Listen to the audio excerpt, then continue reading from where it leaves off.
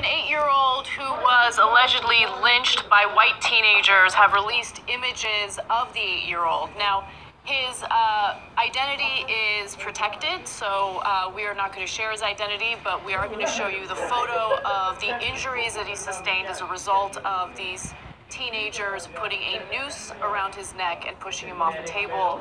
It is a graphic image. I want to warn you guys before I show you. Let's take a quick look. Okay, he survived. They hung him, but he didn't die. He didn't die, yes.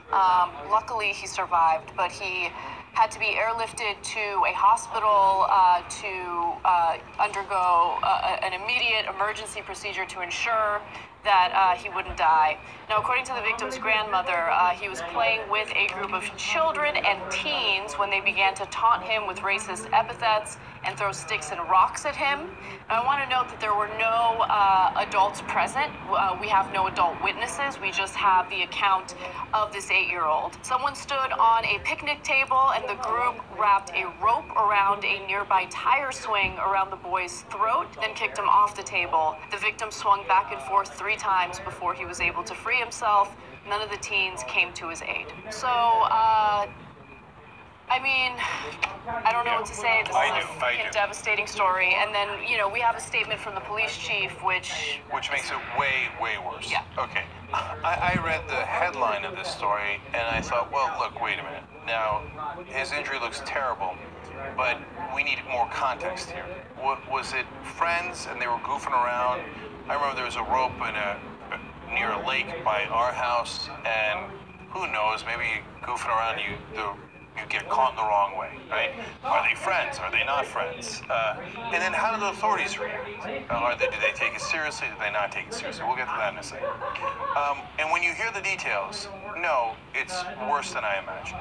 So, look, kids have complicated relationships. I remember I used to get into fights with some older kids in the neighborhood, and then we'd coexist. We'd be on the bus, and even sometimes might have not a friendly. Jake, I'm sorry for interrupting you. Okay, no, I don't care what excuse anyone makes. I know you're not trying to make an excuse. I know I just interrupted you in the middle of your thought, but I just have to get this out.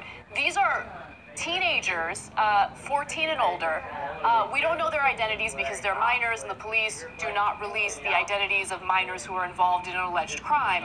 But a teenager knows that you don't put a noose around anyone's neck and then push them off a table, okay?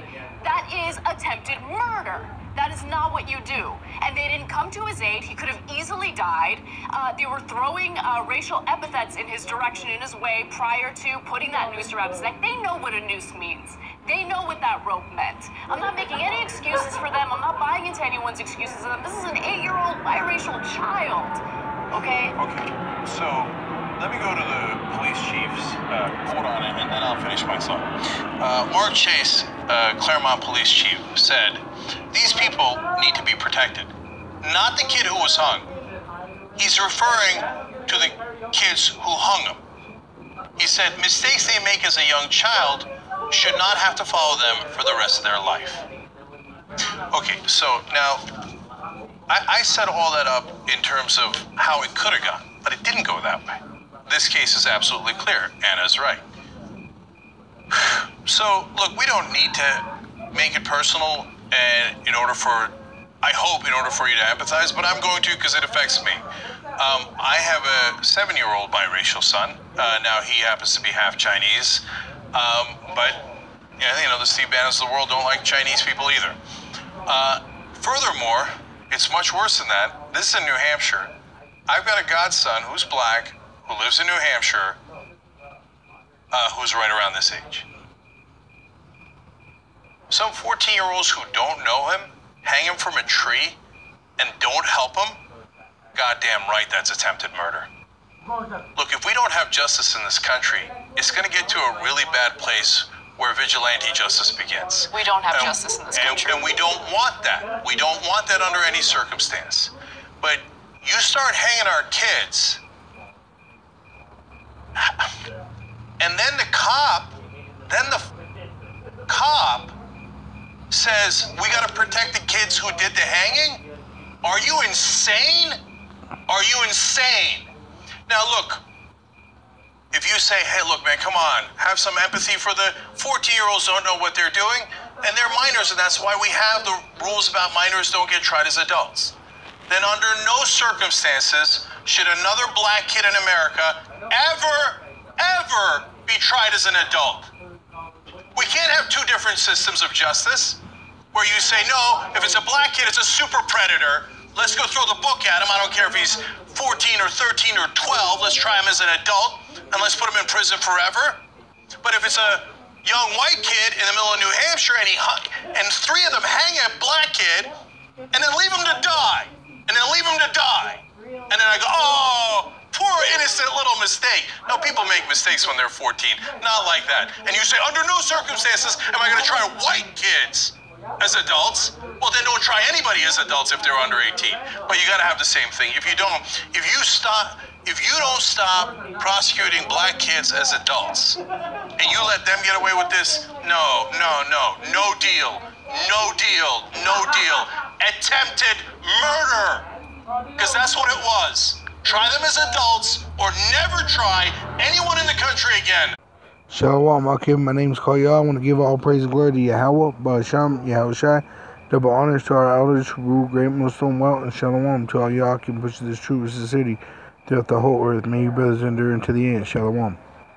That are of the elect.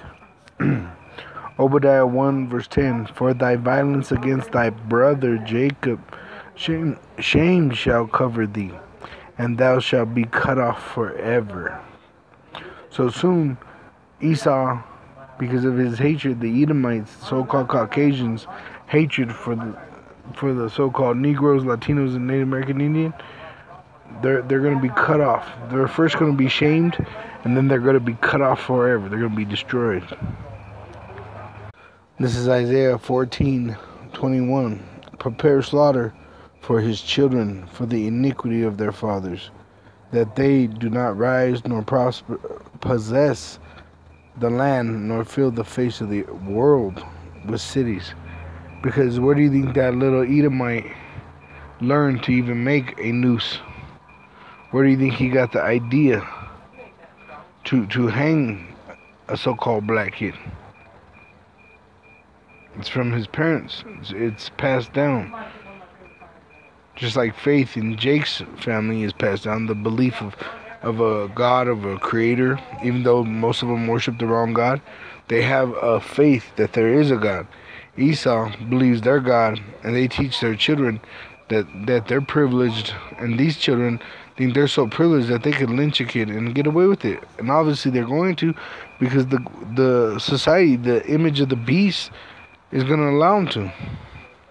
That's why you so-called Negroes, Latinos, and Native American Indians need to wake up.